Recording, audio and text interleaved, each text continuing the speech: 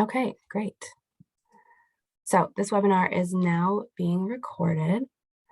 I'm going to share my screen.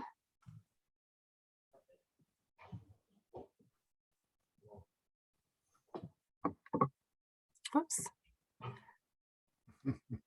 Okay, great.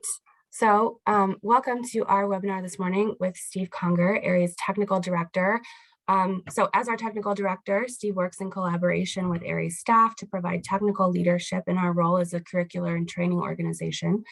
We are really lucky that Steve brings cross-discipline and multi-sector experience, both from the American and Canadian Avalanche communities, so we can develop those industry best practices and standards throughout North America.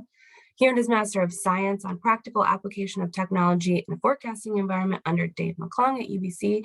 He's been a regular contributor at ISSW over the years and is a former editor and frequent contributor to the Avalanche Review. So really honored to have Steve joining us this morning from Golden, BC, where it sounds like it is finally starting to warm up after a very chilly New Year's. So Steve, with that, I'm going to turn it over to you. I'm going to mute and stop sharing my screen here in just a second. Take it away. Thanks, Emma. Okay. Now I'm going to share my screen so you don't have to look at my background there, which let's go for this one.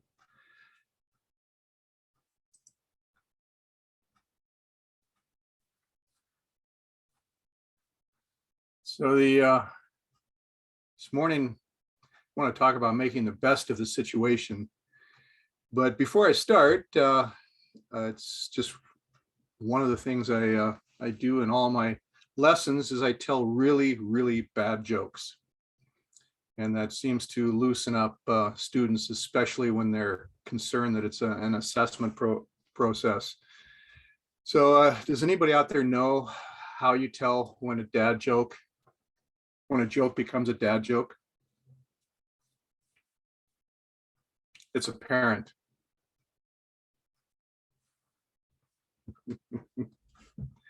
So yeah, try that. Try that in your next lessons. It really, that and animated Lego videos really seem to bring the class back together after breaks and stuff like that. So what I want to share this morning is just a topic that I've been working on the past couple of years, and I think it's in the current published in the current Avalanche Review. I can't remember if it's the current one or the upcoming one. It's somewhere along the way. It's the one that I haven't got yet because we do have a fairly slow postal system up here in Canada. But and I'm going to make an assumption here that the three of you are familiar with the strategic mindset. Thumbs up, thumbs up. How about M. Chari?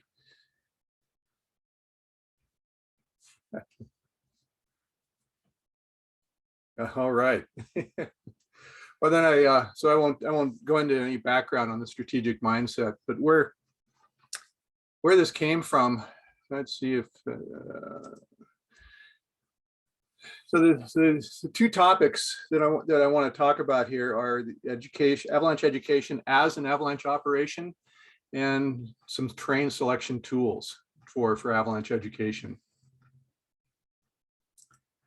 So what do I mean by Avalanche education as an operation? I think it's about professionalism. It's about the fact that when we are conducting an Avalanche course, it is an Avalanche business, and that operating a business in Avalanche terrain has certain responsibilities with it. Professionalism is one of the key ones.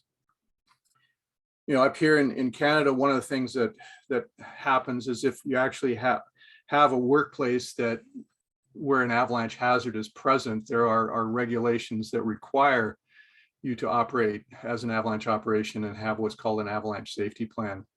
And that's really what the idea of avalanche education as an operation is that this is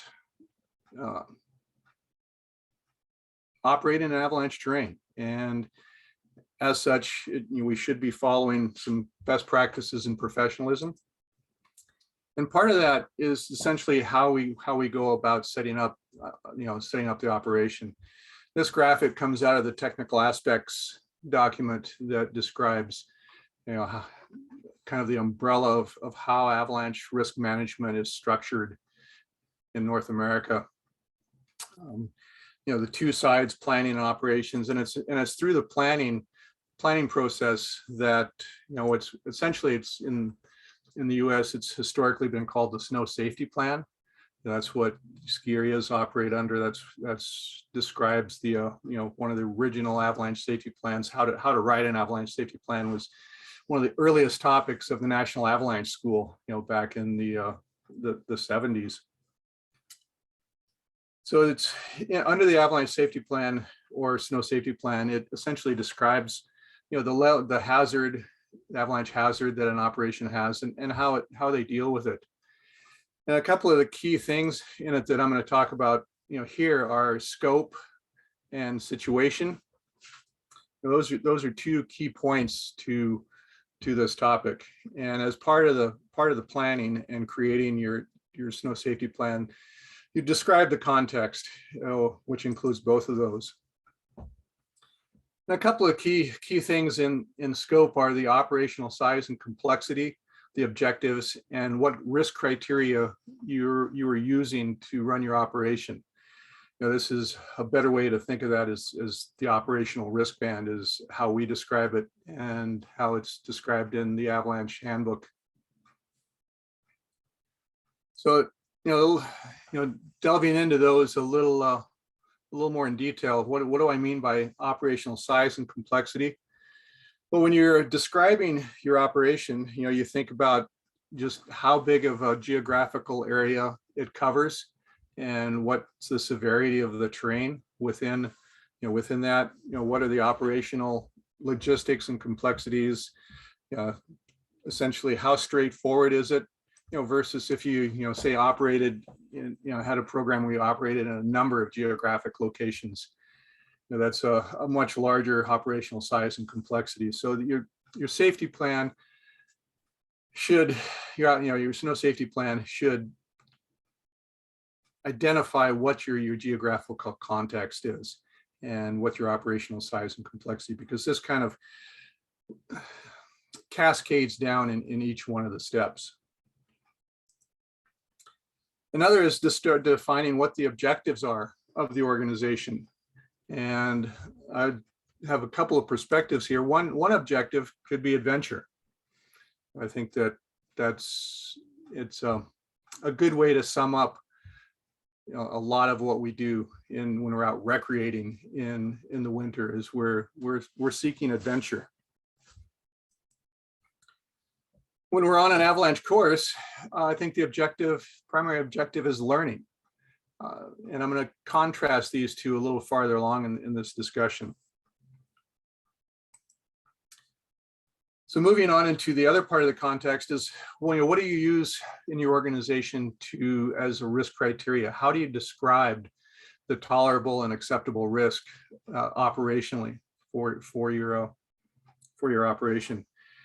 Where these avalanche safety plans are written for workers, to keep workers safe in avalanche terrain, the risk criteria is fairly low, because a typical workplace risk criteria is everybody goes home well and safe.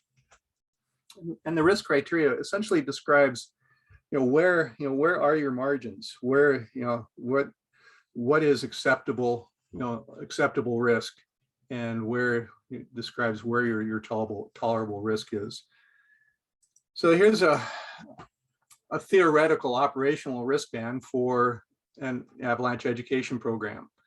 That the students will study in avalanche terrain, but not be exposed in scenarios where human triggering of the avalanche problem is likely or greater, or natural triggering is possible or greater.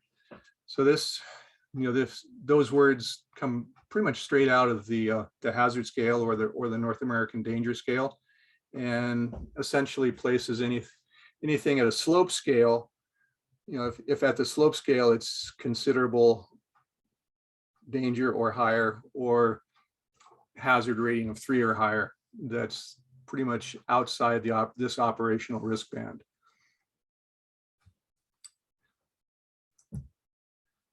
Now, one of the next steps in the planning process is terrain identification. In terrain identification, you're essentially creating a terrain catalog of your operating area to work out of. And this is where you want to have it at a level of detail that allows you to effectively operate. And I'll show how that works in a minute, kind of at the end of this, where I've got some examples. But there's all different, levels of terrain catalogs. One could be as simple as that AITS map, Avalanche Terrain Exposure Scale map that I showed earlier, where it just had the one drainage and had the terrain divided into four avalanche exposure, terrain exposure scale, classes. Or it could be to the level where you have a full-on picture of the avalanche path and all the shot placements, like a ski area would, or a highways program, or a mechanized guiding operation where there's both the run identified with photographs and description of the logistical challenges of that run, features on that run, all the statistics that go with it, steepness, when is it most likely problematic, under what conditions, under wind loading. So this is an example of a broad spectrum of the detail that goes into the terrain catalog. So in terrains, so we move into operationally making terrain selection. So we've gone from the planning of identifying your scope and your situations of the operation, creating a terrain catalog, and being able to move into terrain selection on an operational basis, when you're actually planning the day, planning the course, and etc. So here's where I want to contrast adventure and learning. So one perspective on terrain selection is that when choosing terrain, guides balance a trip's adventure with its objective risk. That their guides are trained and certified in making this kind of a call for their clients. Because as we think back to how the operational risk band is described in the Avalanche Handbook, if we didn't take people into powder on avalanche paths for great days of riding, then they probably wouldn't come back to the business. The second perspective is, when choosing terrain, instructors are managing their learning objectives against the risks present in the learning environment. And so this is a real alternative perspective on how the terrain is selected between the two.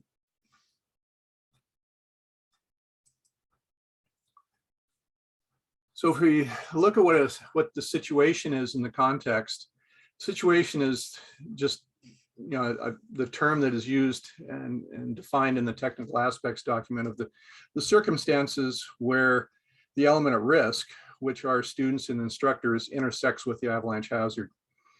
And again, one of the things that the technical aspects document tried to do was show how our method of risk management, to specifically for avalanches, fits within the international umbrella and structure. And scope and context, and situation are all terms that are internationally recognized terms in describing risk management situations. So what does that mean? Well, as I started to think about this in terms of avalanche education, there were some emerging themes, and one of them is that in education, where we want the opportunity for a misstep to be there, and because in learning, people have to be able to make mistakes when they're learning. You know, that's if you do things perfectly versus making a mistake and getting corrected on the mistake, you're probably going to learn better. You know, if you've actually been corrected, it's the learning is going to be a little more sticky than it was with just breezing through. So I think that that's one key thing, that when we're looking at the learning environment where we're trying to meet learning objectives, is there needs to be we need to recognize missteps as a theme throughout learning opportunities. And this was one of the themes that I kind of was able to center things around. And for each one of, and break those missteps into opportunities for misstep and strategies on how to deal with missteps. And it pretty much broke down into 4 easily recognizable situations where, the instructor and the students intersect with the avalanche hazard. Describing them with these 4 terms: the instructional, dry run, validation, and practicum. And I came at this with with my perspective of being one of the senior professional ITP instructors up here, plus recreationally. And I think that there is when we talk about recreational instruction, not all of these are present in recreational instruction, but in the big picture, they're all present in the full spectrum of avalanche education. And just kind of running through each one of these individually and talking about the theme that emerged. So in an instructional setting, the learning objective requires a skill or a knowledge, and there's some sort of right way to do it or proper knowledge. And this might just come from our text or come from standards. And the way the instruction is done is through demonstration of skills and techniques, students practicing it, and repetition of those. A good example would be profile skills, snowpack, assessment skills, viewing terrain. And when these are being practiced, demonstrated, and learned, they're quite often semi-stationary in the actual traveling. And I think it's just kind of a theoretical description for semi-stationary. I would consider that anything longer than 15 minutes in one place, or any exposure that's longer than 15 minutes, I would consider semi-stationary in terms of how you would think about managing the exposure. That allows you the difference between crossing an avalanche path on a snowmobile versus crossing a large path on snowshoes. Just kind of gives you an idea of the difference between exposure time and semi-stationary. Semi-stationary is an opportunity or a learning opportunity where disengaging from your method of travel is appropriate to do the learning, whether it's getting off your sled, taking your skis off, etc. Transitioning. So in an instructional scenario, the opportunity for misstep is in your skill practice, and it could be something like poor craftsmanship, wrong dimensions on your column test, misreading your compass, things that if you're completely wrong, there's no threat to your well-being. So that's how the opportunity for misstep exists, or how you should think about missteps or providing the opportunity for missteps in the instructional setting, so that if somebody's completely wrong, there's no threat. The next one is dry run, and that's where the learning objective is met through coaching or feedback through their demonstration of a skill. An example of this might be, traveling, moving through the terrain. Less, you're no longer semi-stationary, and you're essentially giving the student coaching on whether they're sitting in the up track, or whether they should be probing that likely wind slab, or that, thinking about the exposure and the snow surface where they are, and moving through it, asking questions and coaching them. And here, providing an opportunity for misstep is, you want to limit or restrict the opportunity in a way that the outcome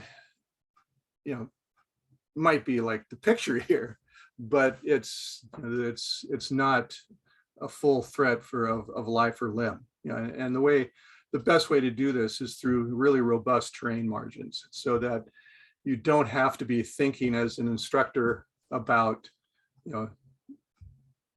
the hazards en route, just so that you can focus on the instruction.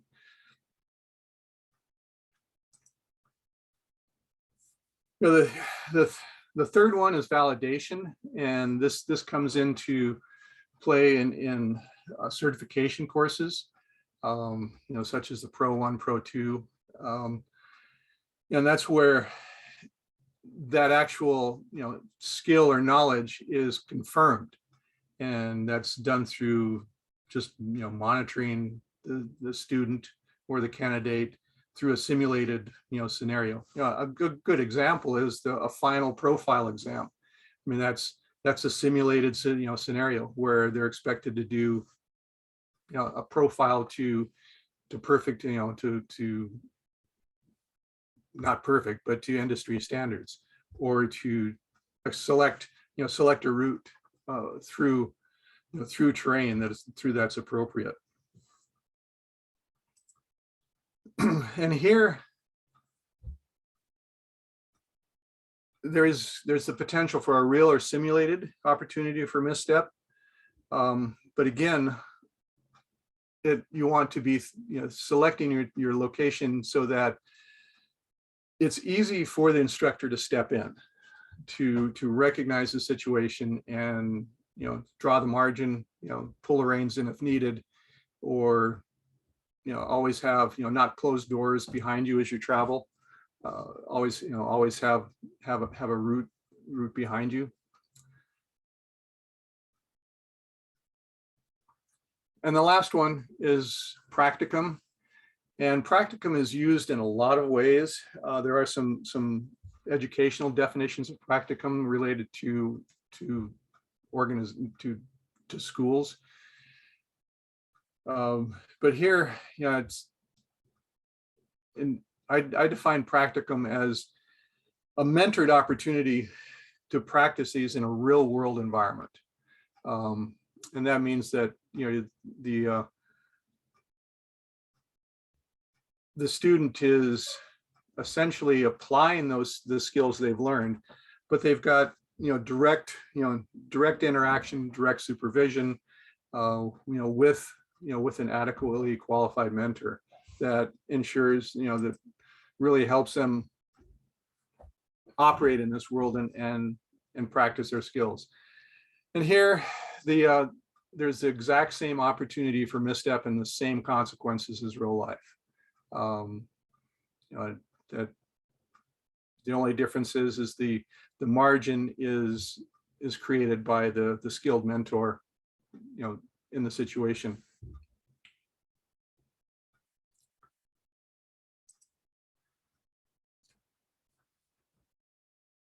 So I call these the educational extensions for the mindset, because they're kind of meant to be used by instructors in planning, and selecting terrain for the day. They're not these aren't topics for students but they're topics, they're a tool for instructors. So there's the strategy that goes with, there's a strategy that goes with each one. And under instructional, the strategies focus on being able to have an extended exposure period and to be able to maximize, or minimize learning roadblocks such as cold weather, travel exertion, things like that. And under dry run, robust train margins inherently provide the restriction to exposure, so that there can be a bit of wandering, by the student, and good opportunities which without having to constantly be evaluating and deciding whether you should be there or not. Invalidation, that's where it's a little more operational from the instructor standpoint, where the opportunities essentially for misstep should be discussed and identified during the morning meeting, the instructor morning meeting, as they're planning the day, so that it fits with the goals of the day. And then under practicum, the strategy here is that direct supervision and an appropriately competent mentor. That's a strategy to avoid a misstep that could result in a severe outcome for somebody in a practicum. And so that's my weak layer, my dividing slide, my opportunity to stop talking for a minute and let you ask questions.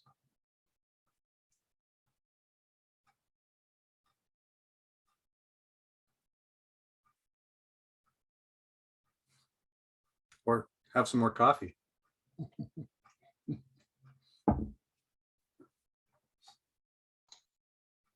I don't have any questions. That was all well laid out. So just enjoying learning here.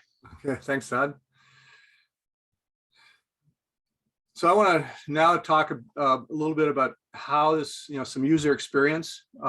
Sean Zimmerman Wall actually applied this last year to some of his courses, and how this actually came, how it worked out.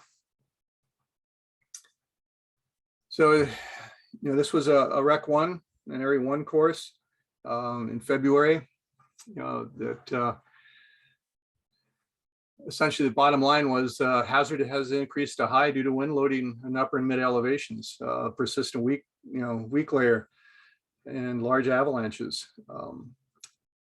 From a operational perspective, the strategic mindset was entrenchment. Entrenchment is essentially the last operating level before you pull the plug, where you're essentially operating in areas where you are highly confident the problem doesn't exist. From the educational extension, or the educational scenario was instructional, as pretty much all of a recreational course would be. And that day's objectives were avalanche rescue, terrain, snowpack observations, terrain preview and identification. So looking at, the terrain catalog for the available, locations that, that had been thought about, for this program. Here's, they were identified the zones from the terrain catalog that were already kind of pre-identified as good locations for observations, for rescue and terrain preview. This also, there was, this is something that is on-sited, that this is where the planning and creating your terrain catalog for your avalanche education operation is important. They're able to stay in simple terrain, northerly through easterly aspects. We're able to travel through a fairly good elevation range, and yes, the hazard was high, and during this course, just a few drainages north, there was a fatal avalanche. So it's definitely a day where the opportunity for severe misstep existed. A second one was on a Pro 1 course. Strategic mindset for the day was assessment. Pretty high likelihood of a persistent slab release in the morning assessment, and less of a issue with wind slabs. But and the idea, the educational scenario for the day here was a dry run, actually getting out into the terrain, allowing the students to travel, make some choices, and get feedback. So the terrain choices were again made based on a good place for assessment, being able to have wide margins, robust margins, and ability to wander around a bit without actually encountering the hazard, but being able to gather information that was helpful. Where they were able to operate in simple and challenging terrain. Southerly aspects, if we go back, I think we can see that aspects for the problems were on the northerly through easterly aspects, and they were actually, chose aspect to the southerly aspect to go out for the day. Able to, with limited snow cover, as we can see in the picture, able to get out and actually meet the learning objectives. Again, good place for semi-stationary work. The power line through that picture has existed in avalanche terrain for over 60 years and not had an issue. And again, there was opportunity for misstep on this day because just nearby in the range there was a fatal avalanche that occurred, skier triggered avalanche. And this is the chart that's in the Avalanche Review article that just kind of describes each one and breaks it into the opportunity and the strategies.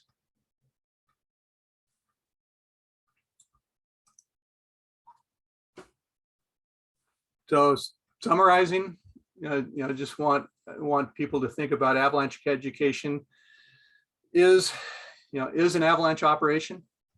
And that to be an avalanche operation requires professionalism, requires having an operational plan, taking the time to truly identify the scope and the situation of your operation, and then building the tools, the terrain catalog that assists in conducting your avalanche education. And then if these education extensions that really focus on the scenarios or the situation, learning situation are useful, incorporate them into your communication with the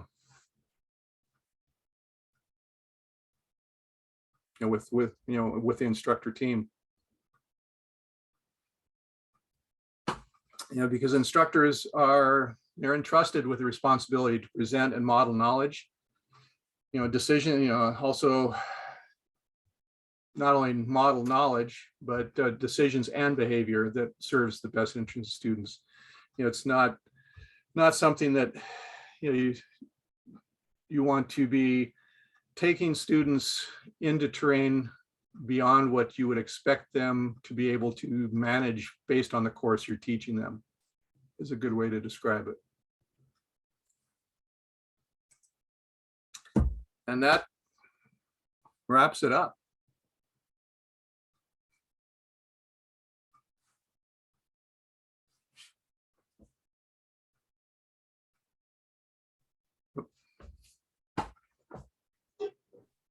Awesome, thank you.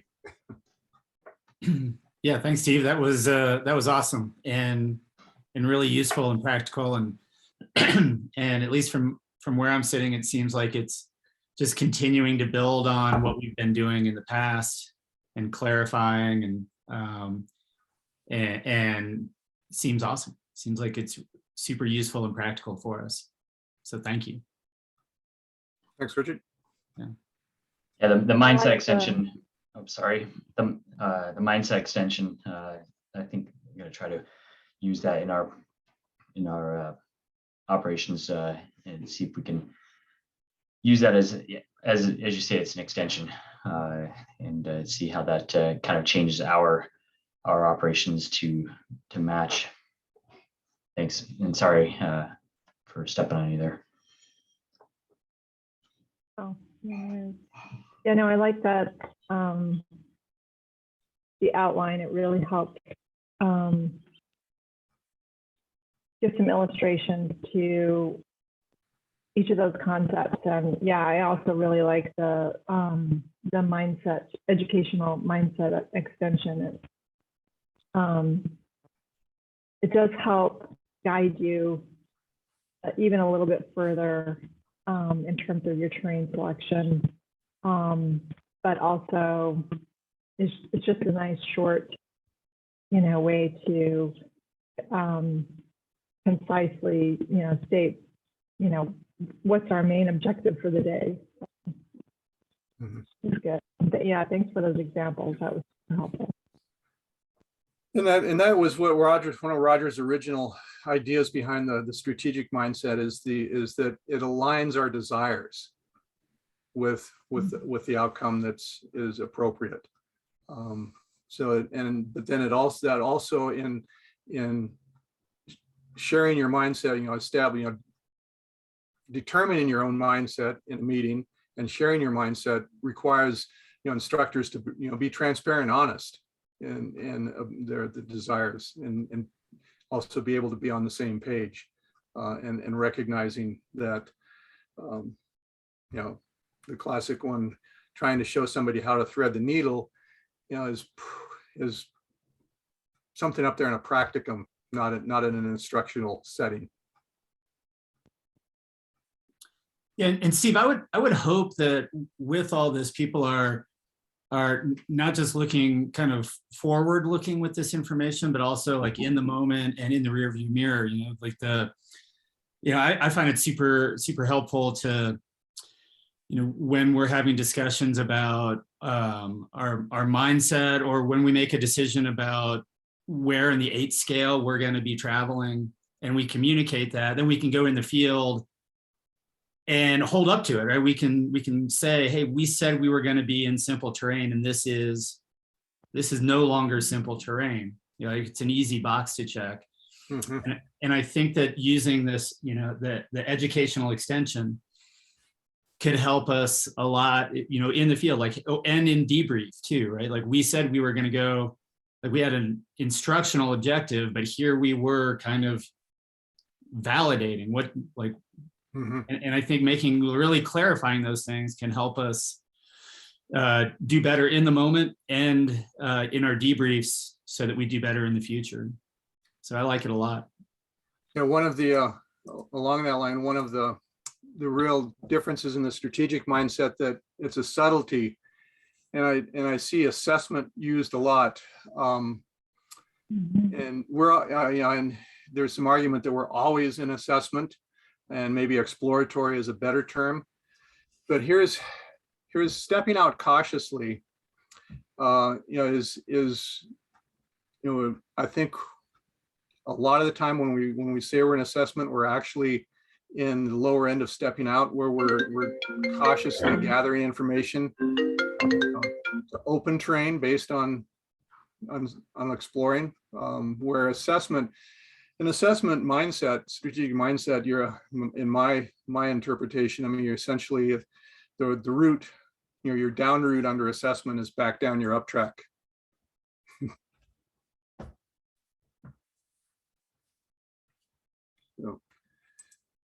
So there. Thanks for a small audience. There's some. It's always good to have at least a few faces to make this interactive. Thank you. Yeah, thanks, Steve, and thanks, Emma, and thanks, AIARE, for putting this on. I think it's awesome for us to. It's a great way to use the resource, both the resource of having an awesome technical director and the resource of of using Zoom and similar to spread this information. So thank you very much. Awesome. Thank you all so much. Steve, thank you. That was really interesting, and I'm excited to share this recording with you folks and the other folks who are registered. This recording will be made available later this week just to folks who have registered and paid, and then all recordings will be made available to instructors after the end of the season. So as always, feel free to let me know if you have questions or an idea for a future webinar. And then we are adding, I think, 4 more webinar dates that will be finalized and made public, and we'll have registration links later this week. So keep an eye on that same landing page for those future webinar dates. Awesome. Great, thanks. All right. Thanks. Thank you all. Thanks, Emma. Thanks, Steve. Happy New Year. Thank you. Thanks so much.